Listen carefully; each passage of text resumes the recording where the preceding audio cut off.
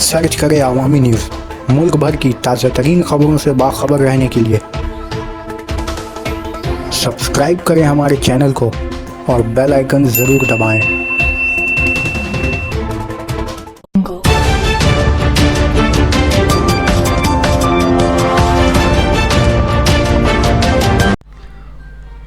Bangaon municipality पर तृणमूल का परचम लहराया।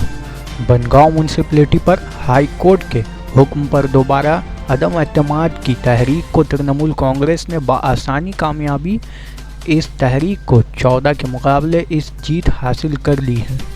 दिन के 11 बजे शुरू हुए इस वोटिंग की कार्रवाई में 13 तृणमूल कांग्रेस और 1 कांग्रेस के उम्मीदवार ही वहां मौजूद रहे, जबकि बीजेपी का कोई भी काउंसिलर वहां नहीं पहुंचा।